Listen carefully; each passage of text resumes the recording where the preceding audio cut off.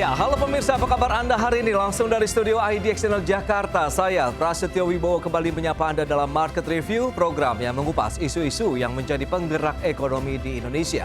Live streaming kami bisa Anda saksikan juga di idxchannel.com. Dan langsung saja kita mulai Market Review selengkapnya.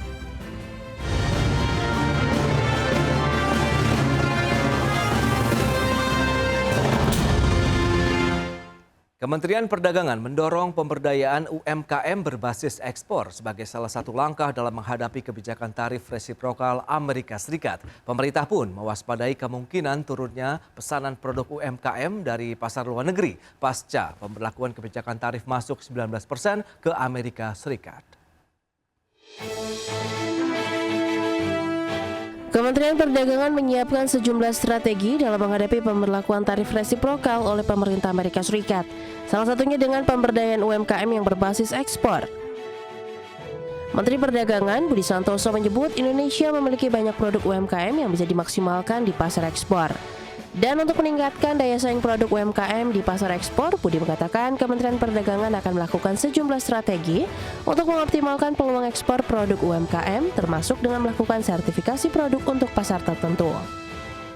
Kemudian kabupaten kota, cuman memang sebagian besar belum terstandarisasi. Untuk itu kita akan mengoptimalkan produk-produk UMKM yang mempunyai peluang ekspor dengan berbagai strategi daya saing UMKM seperti pengembangan produk ekspor, pengembangan pelaku usaha ekspor, pengembangan pasar ekspor, kemudian juga sertifikasi produk sebagai persyaratan ekspor untuk negara-negara tertentu dan produk-produk tertentu, kemudian pelatihan ekspor, dan juga nanti tanggal 15 sampai 19 kita akan melakukan Trade Expo yang kita akan mengundang buyer dari berbagai negara melalui perwakilan dagang kita di luar negeri. Sebelumnya, Menteri Usaha Mikro Kecil dan Menengah Maman Abdurrahman menyebut bahwa pelaku UMKM Indonesia tetap perlu waspada terhadap kemungkinan turunnya pesanan dari pasar luar negeri. Menurut Maman, hingga saat ini belum ada laporan resmi dari pelaku UMKM terkait penurunan permintaan secara langsung akibat tarif resiprokal. Namun potensi perlambatan order tetap perlu diantisipasi, terutama untuk pelaku UMKM yang sudah menjajaki pasar ekspor. Dari Jakarta, Tim Liputan, IDX Channel. Ya, pemirsa, untuk membahas tema kita kali ini, produk UMKM motor baru penggerak ekspor Indonesia. Kita sudah tersambung melalui Zoom bersama dengan Ibu Hermawati Setiorini. Beliau adalah Ketua Umum Asosiasi Industri UMKM Indonesia Aku Mandiri. Kemudian juga sudah hadir Pak Hadito Juwono, Kepala Sekolah Ekspor Nasional. Langsung saja kita sapa ini. Halo Bu Herma, apa kabar? Baik, semangat, sehat terus. Baik, terima kasih atas waktu yang disempatkan. Kemudian Pak Hadito, apa kabar Pak? Ya, kabar baik, Mas Pras.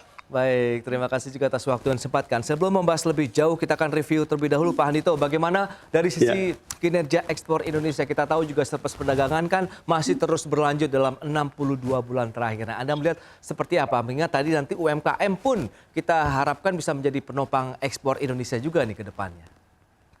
Iya, saya rasa memang kita bersyukur bahwa masih surplus. Saya katakan masih surplus perdagangan kita, tetapi ini sudah harus was-was kita. Okay. Kenapa? Karena yang pertama, kebijakan perdagangan yang tidak hanya di Amerika dengan kebijakan Trump, tapi juga yang lain-lain itu lagi mengamankan dirinya sendiri-sendiri. Dan ini membahayakan. Nah, karenanya saya rasa kita perlu dukung apa yang disampaikan oleh Menteri Perdagangan Pak Budi Santoso, apalagi beliau punya program bagus, UMKM bisa ekspor gitu. Nah, ini menjadi penting. Kenapa? Karena kalau kita hanya mengandalkan yang ekspornya sekarang, yang harganya naik, ikut naik, ikut turun, contoh terpengaruh. Nah, sementara ekspor yang pelaku usaha kecil itu lebih sustain gitu ya, lebih berkelanjutan. Ada gejolak-gejolak ini nggak terlalu terpengaruh. Tapi yang kedua, sebenarnya ekspor itu kan harus kita tempatkan sebagai penggerak ekonomi masyarakat.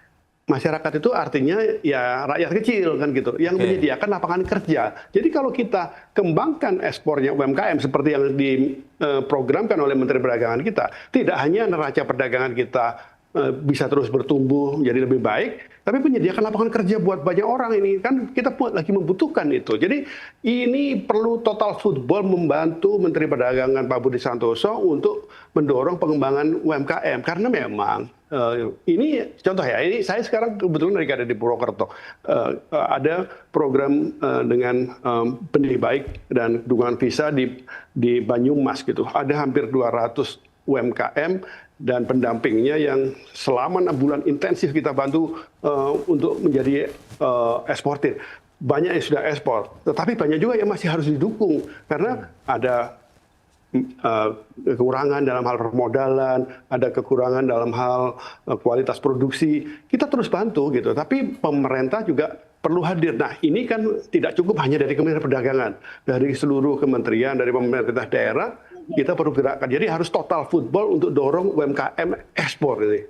Baik, itu dia total football. Nah ini menarik. Lantas Bu Herma, sejauh mana Anda melihat realisasi yang dialami terkait dengan sektor UMKM begitu untuk dunia usahanya, kemudian pemerintah nanti akan meningkatkan sisi eksportasi untuk sektor UMKM kita juga begitu, Bu Herma?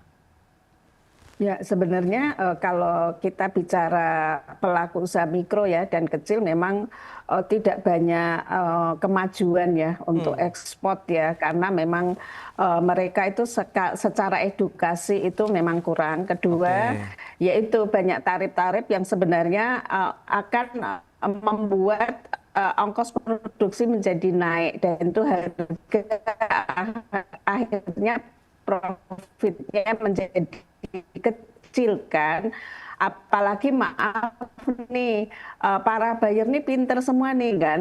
Nah itu kan tidak ada penambahan sisi ekonominya. Nah itu yang harus pemerintah ikut turut hadir. Dan yang paling penting adalah dalam hal kontrak ya. Kontrak itu harus didampingin betul karena mereka kadang nggak tahu tuh cara menjual dengan kondisi penambahan harga dengan kargonya misalnya.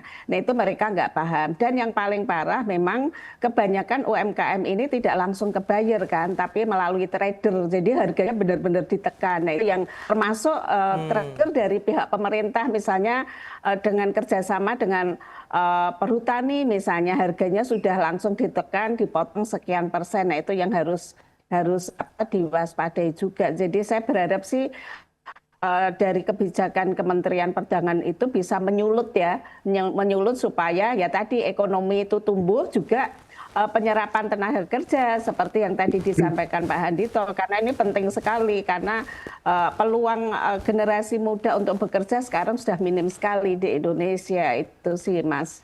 Baik, tapi kalau kita lihat dari sisi ekosistem kemudian bagaimana juga pendampingan yang Anda harapkan Bu Herma, apakah sejauh ini begitu masih perlu ditingkatkan lebih jauh lagi atau seperti apa? Ingat kan Pak Handito juga seperti yang sudah disampaikan cukup aktif juga nih untuk mendampingi pelaku-pelaku UMKM di daerah begitu. Bagaimana untuk bisa meningkatkan dari sisi kualitas mungkin produk mereka, kemudian pendanaan, kemudian bagaimana mengetahui mekanisme eksportasi ke negara lain begitu, Bu Herma. Nah itu yang kurang minim dari Indonesia adalah ekosistem tadi. Yang bergerak ini kan swasta-swasta nih seperti Pak Handito, saya. Tapi kok pemerintah sendiri kan setiap kementerian itu kayak bekerja sendiri gitu kan. Di Kementerian Perdagangan dia juga ngurusin ekspor kan. Di perindustrian ada ekspor, di UMKM ada ekspor. Jadi tidak tidak terjahit dengan secara maksimal.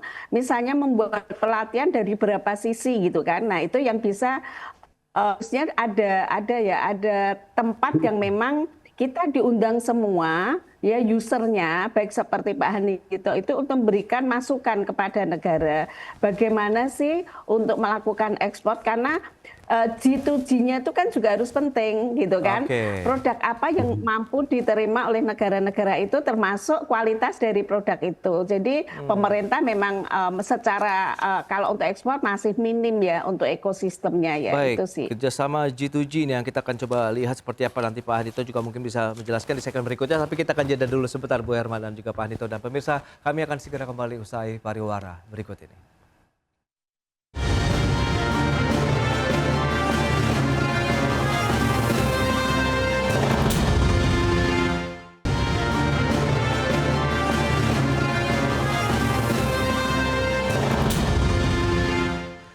Ya, terima kasih Anda masih bergabung bersama kami dalam Market Review, pemirsa. Dan berikut ini kembali kami sampaikan data untuk Anda. Kita akan cermati bersama seperti apa sih strategi pemerintah tentunya dalam menghadapi kebijakan-kebijakan tarif resiprokal, khususnya untuk bisa bagaimana mendorong lagi kinerja ekspor Indonesia.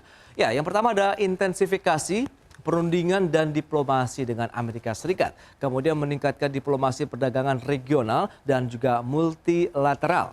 Ada juga perluasan pasar ekspor, penataan kebijakan perdagangan, kemudian pengamanan pasar dalam negeri, optimalisasi kelembagaan dan instrumen pengamanan perdagangan, serta pemberdayaan UMKM ekspor. Ini juga menjadi salah satu strategi pemerintah menghadapi kebijakan tarif resiprokal. Jadi UMKM akan coba didorong lagi untuk bisa menjadi salah satu penopang ekspor Indonesia di tengah kita tahu restriksi perdagangan yang dilakukan oleh sejumlah negara terkait dengan perang tarif yang digaungkan oleh Amerika Serikat dalam beberapa waktu terakhir ini, meskipun sudah ada kesepakatan tarif begitu dengan negara lain termasuk Indonesia sekitar 19%. Dan berikutnya strategi penguatan daya saing. Nah ini kita akan lihat apa saja untuk bagaimana pengembangan UMKM yang berbasis ekspor itu, pengembangan produk ekspor UMKM, kemudian ada pengembangan pelaku UMKM ekspor, ada juga pengembangan pasar ekspor UMKM. Jadi untuk ekspornya, kemudian juga pelakunya, produk dan juga marketnya yang akan coba kita kolaborasikan begitu, dan sehingga akan bersinergi begitu untuk bisa mendukung ekspor UMKM Indonesia. Kita lanjutkan kembali perbincangan bersama dengan Bapak Handito Jono, kemudian juga Ibu Hermawati Setiorini. Baik, dengan beberapa data tadi yang sudah disampaikan begitu Pak Handito, bagaimana juga dengan tantangan yang sudah diberikan oleh Ibu Herma begitu, bahwa UMKM ini juga perlu dibangun dan perlu keterlibatan lebih jauh lagi, lebih intens lagi begitu untuk dari sisi pemerintah begitu Pak Handito.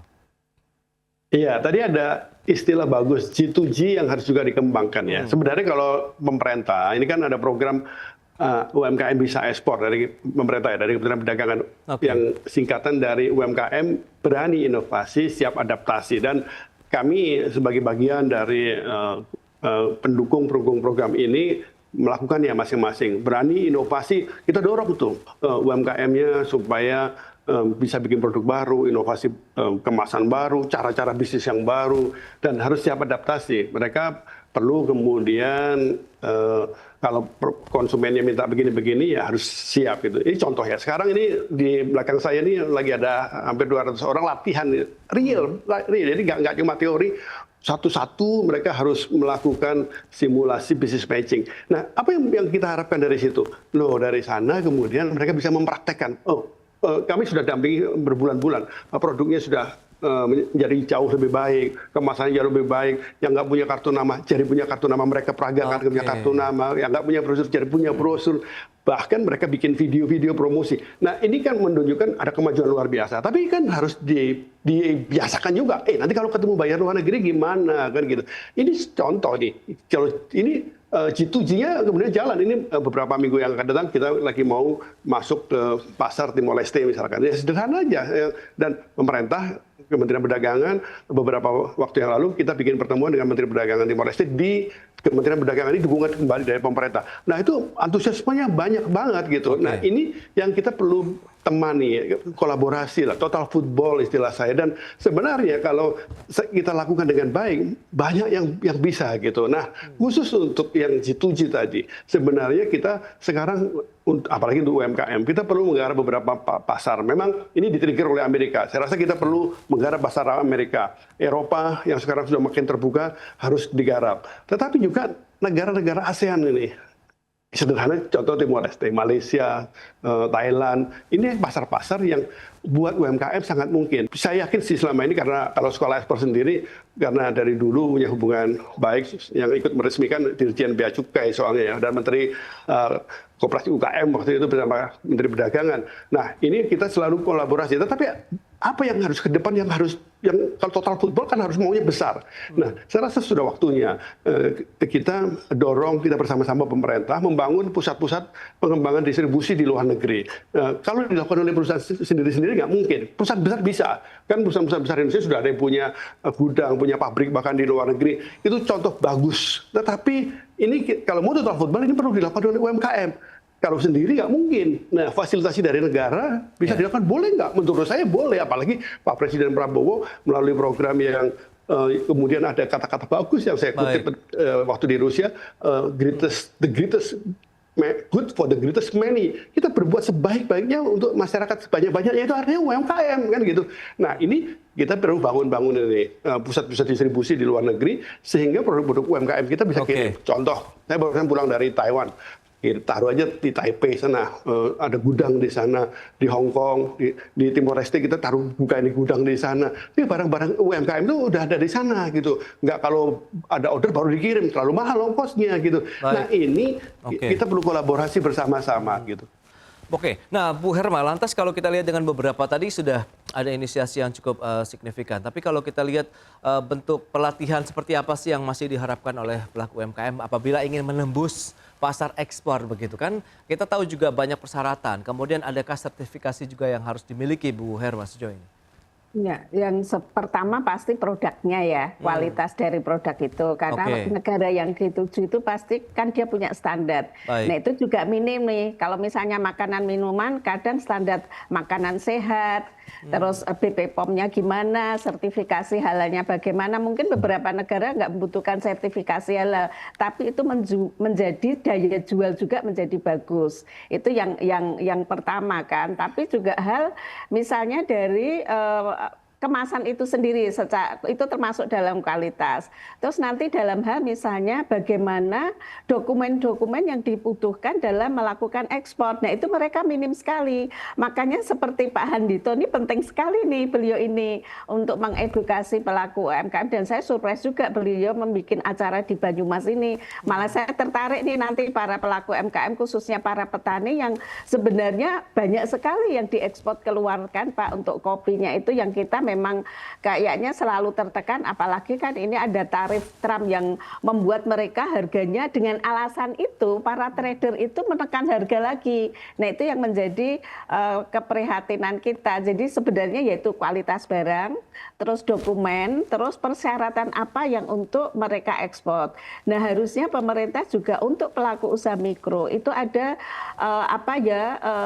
benefit lah yang harus diberikan kepada pemerintah, apa yang mungkin bisa dipangkas gitu loh dari ongkos-ongkos itu untuk menuju ekspor, misalnya pajak apa yang harus dikurangin karena mereka kan posisinya masih mikro ya.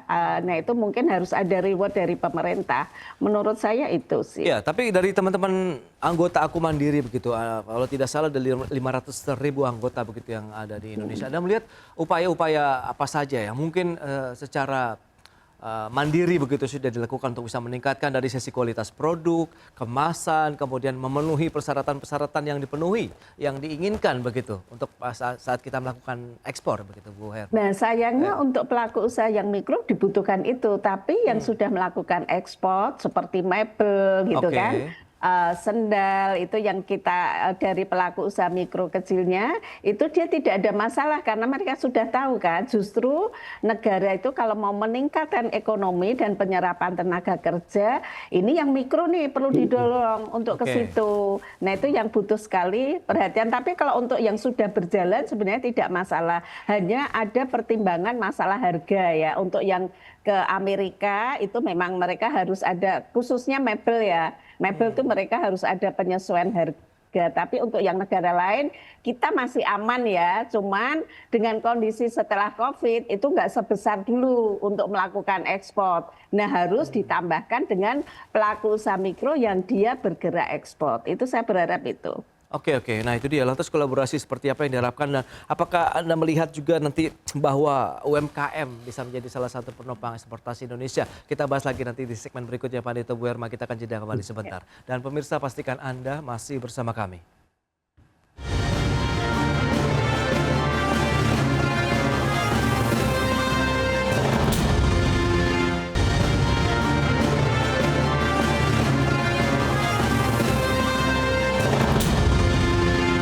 Baik pemirsa, kita lanjutkan kembali perbincangan bersama dengan Ibu Hermawati Setiarini, Ketua Umum Asosiasi Industri UMKM Indonesia, kemudian Pak Handito Juwono, Kepala Sekolah Ekspor Nasional. Dan menyikapi beberapa informasi yang tadi sudah disampaikan Bu Herma, lantas kalau kita bicara mengenai mekanisme pelatihan itu kalau idealnya pendampingan itu dilakukan berapa kali, sebulan, seminggu atau seperti apa sehingga mereka benar-benar mahir kemudian pengetahuannya bertambah begitu untuk memenuhi standar ekspor Indonesia begitu untuk produk UMKM khususnya mikro dan juga menengah begitu.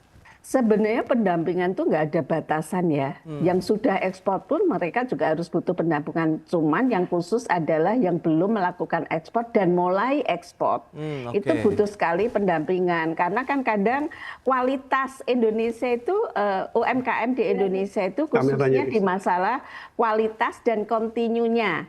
Itu yang kadang mereka agak susah gitu. Mereka harusnya misalnya nih, begitu barang dikirim ternyata volumenya bertambah, mereka harus ada beberapa UMKM yang bisa digandeng untuk bisa memenuhi volume itu. Nah kayak gitu kan memang harus didampingi juga gitu, nggak bisa mereka dilempar akhirnya nanti nggak bisa terkirim gitu. Itu yang sepertinya harus diwaspadai gitu. Itu sih Mas. Jadi memang butuh sekali pemerintah untuk turun dalam hal pelaku usaha yang mau ekspor dan sudah mulai ekspor. Itu nggak bisa dilepas begitu saja sampai mereka nanti bisa stabil ya. Nah nanti ada kelas tersendiri nih kalau sudah mereka ekspor, itu kelasnya ada tersendiri untuk peningkatan pengembangannya. Harusnya begitu. Baik. Nah, Pak Handito, kalau kita bicara mengenai mekanisme dari Sekolah Ekspor Nasional begitu, pola pelatihan, pendidikan, pendampingan yang diberikan kepada pelaku UMKM, ini apakah sudah memiliki tadi sistematiskah, kemudian ekosistem yang sudah terbentukkah begitu untuk bagaimana pembelajaran dari nol hingga sampai menjadi UMKM eksportir begitu nih, Pak Handito? Iya, memang pendampingan dan pelatihan ini harus konsisten dan ini ya mau berpikirnya agak panjang. Tidak hanya di kelas gitu ya, tetapi kita datang juga di UMKM-nya gitu. Mereka juga ada yang bikin kelompok-kelompok. Kemarin saya sempat ikuti ngobrol itu ya, lesehan dengan UMKM mau ekspor di salah satu gerainya mereka kumpul gitu. Nah ini kedekatan heart to heart ini jalan gitu. Nah hal-hal begini saya rasa kita perlu lakukan gitu ya. Memang kesempatan seringkali tidak terlalu banyak gitu, tapi kalau kita bisa lakukan ini dan ini saya rasa pemerintah bisa dukung yang beginian ya, support kita semuanya. Nah, tetapi tadi ada hal yang juga disebut oleh Bu Herma soal kualitas gitu. Saya rasa ini memang perlu juga kita melakukan pendekatan ke sana. Contohnya untuk produk-produk yang ekspor makanan. Saya sendiri kebetulan pengurus GAPMI. Di GAPMI kita dorong ini melakukan pendampingan biar yang perusahaan-perusahaan yang besar itu kemudian mau membantu yang kecil gitu, sehingga soal keamanan pangan, soal teknologi pangan itu terbantu. Nah ini asosiasi menjadi hal yang penting di gabungan perusahaan ekspor Indonesia juga dari yang besar membantu yang kecil. Nah ini perlu di total football itu ke sana ya. Tetapi juga jangan lupa kan namanya ekspor kan ke luar negeri. Kita harus ciptakan pasar juga di luar negeri. Kita ciptakan mitra di luar negerinya. Siapa mitranya? Nah ini contoh ini jadi real. Ini barusan tadi saya conference dengan teman-teman Kadin NTT. Kita menyiapkan ada pelatihan. Kebetulan sekolah ekspor diminta buka di Timor Leste gitu ya. Ada di beberapa negara lain. Nah nanti pada saat buka ada sekolah pangan juga ada di sana. Kita langsung bikin pelatihan di sana untuk ratusan teman-teman NTT. Kalau dipikir-pikir nggak apa-apa kan kita memberi pelatihan kan oke ya gitu, tapi sekaligus menciptakan mitra gitu. UMKM ketemu UMKM gitu. Seringkali kalau UMKM ketemu yang besar kan nggak seimbang gitu ya. Tetapi UMKM ketemu UMKM. Nah ini kita perlu, ini yang begini kita perlu kolaborasi juga. Total Football di sini membutuhkan dukungan dari Kementerian Luar Negeri juga. Selama ini sih Kementerian Luar Negeri support kami. Sering kali sekolah ekspor diminta juga bikin pelatihan di sana sini dengan dukungan dari Kementerian Luar Negeri di luar negeri ya. Nah ini yang saya sebut dengan Total Football. Kementerian Perdagangan udah bergerak, Kementerian Perindustrian udah bergerak, Kementerian Luar Negeri udah bergerak, Kadin, asosiasi udah bergerak, kami sekolah ekspor juga ikut bersama-sama. Nah, orkestrasi ini yang saya rasa perlu kita satukan gitu. Kami udah berkali-kali meeting saya dengan Kementerian Perdagangan dan saya yakin Pak Menteri punya konsep yang sama gitu. Nah, tapi kita mau dukung semuanya, termasuk juga asosiasi UMKM, Bu Herma dan kemudian teman-teman, ayo kita gabung semuanya. Ini saatnya sesuai dengan pesan Pak Presiden, the greatest good for the greatest many. Ayolah, ini rakyat harus dihidupkan, ekonomi rakyat harus dihidupkan, termasuk untuk ekspor dan pasti bisa kalau kita bersatu. Oke. Nah, Bu Herma, lantas kesiapan dari teman-teman pelaku UMKM sendiri begitu seperti apa? Mengingat ini kan memang akan menjadi concern sepertinya ke depan begitu kalau kita cermati bahwa UMKM akan menjadi penopang eksportasi Indonesia. Nah, Anda melihat kansnya, potensinya ke depan dari pelakunya sendiri begitu. Seperti Anda sampaikan tadi kan dari sisi produk, kemudian juga ada pelaku dan pasar nih yang dari pemerintah juga akan fokus begitu di sana, Bu Herma. Ya, sebenarnya kalau pelaku usaha mikro kecil itu sebenarnya semuanya siap ya. Tinggal mereka harus dikasih tahu bagaimana produk yang layak untuk diekspor gitu. Kalau siap pasti mereka siap, asal ada edukasi. Justru sekarang negara harus copy paste kegiatannya Pak Andito ini. Karena ini jujur saya mendengar aja, duh luar biasa. Seandainya nih negara support bikin kelas itu di seluruh kabupaten kota. Termasuk misalnya tidak hanya ekspor nih tentang produk, tapi jangan yang mahal gitu loh, jangan berbayar karena UMKM ini dengan kondisi kita mau ekspor saja untuk menguasai daya beli masyarakat di lokal aja domestik susah dengan masuknya barang import yang masuk ke Indonesia yang luar biasa, daya beli masyarakatnya turun, itu mempengaruhi sekali. Kita mau ekspor gimana untuk di domestik aja susah sekali. Nah, pemikiran itulah yang bisa dirubah untuk dilarikan ke ekspor. Kalau kamu di sini nggak bisa karena mereka mengambil produk dari luar yang murah itu, ya coba kita dibantu menaikkan tingkat ekonominya dengan dibuat ekspor apa saja. Nah, lalu tuh dibikin kelas-kelasnya nih, misalnya makanan minuman yang bisa apa, tekstilnya apa, kan government pemerintah yang tahu nih negara ini butuhnya tekstil, negara ini baru tuh kerjasama tadi Bapak Andito bilang seluruh kementerian dijahit ya Pak ya. Jadi supaya nanti bisa bergerak membantu pelaku usaha mikro kecil. Kalau yang menengah besar itu udah deh mereka bisa bergerak sendiri.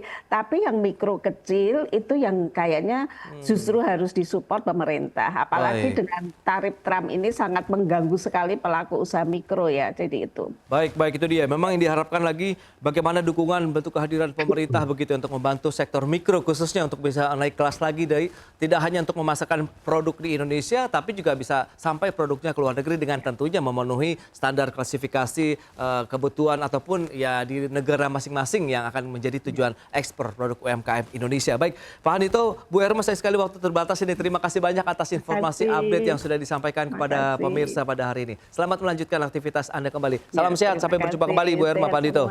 Terima kasih semuanya. Baik pemirsa, jangan beranjak dari tempat Anda karena sesaat lagi kami masih akan kembali dengan tema menarik lainnya terkait dengan tantangan penerimaan pajak di tengah pertumbuhan ekonomi nasional.